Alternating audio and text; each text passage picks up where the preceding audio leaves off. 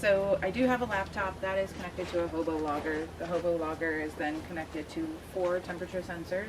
Those temperature sensors are spread throughout the steam trailer so that we're able to collect balanced, even temperature throughout the trailer, all at 140 degrees for 30 minutes.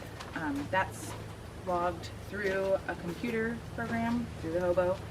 I always scribble that down and document it. Every 5-10 minutes or so I'll check my phone, come by and just write it down, because every so often, and what we figured out in the last couple of years, is sometimes maybe the sensors, which are pretty I guess you could say disposable, sometimes we'll have some issues with it. So as Lynette mentioned, one of the key points when doing steam sterilization or applying heat treatment to, in this case, we're doing a demonstration of sterilizing pots. We want to reach a minimum temperature of 140 Fahrenheit, and what is important is that it should be continuously for 30 minutes. So that way it guarantees that some of the pathogenic spores of different types of microorganisms can get killed through heat, but also the exposure time is pretty important. And so of course, to reach up to at least 140, most nurseries reach a bit of higher temperature than that. It takes some time once the steamer gets turned on, and then it reaches at least the 140 temperature, and then it can maintain it for at least 30 minutes to make sure it gets consistently cooked or steam sterilized. And so within the logger, when you start logging, you're specifying each one of the sensors.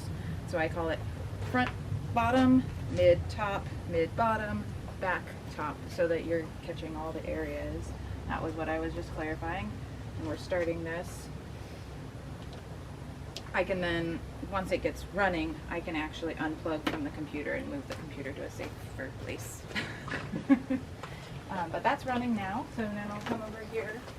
So this is the actual steam generator. This area is very, very, very hot. I'm not going there once everything is turned on. We have our hose coming out of the greenhouse plugged in over here. So turning on the water, what we're looking at is 60 gallons per minute, or no, 1 gallon per minute. There we go. 60 seconds, 1 gallon. So water's flowing in. We have several hoses exiting this hose, going straight from the generator into the trailer, and that will be diverted once the steam is up to pressure, up to temp. And at that point too, the fan that you see back behind there will go on. But right now I'm just turning on my pump, getting the pump going.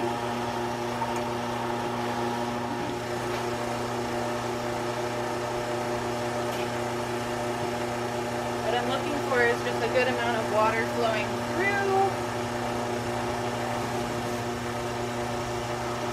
That's going. Now we'll initiate the burner. Really cross your fingers. Cross your fingers and we'll hear a big oof. Sometimes it works.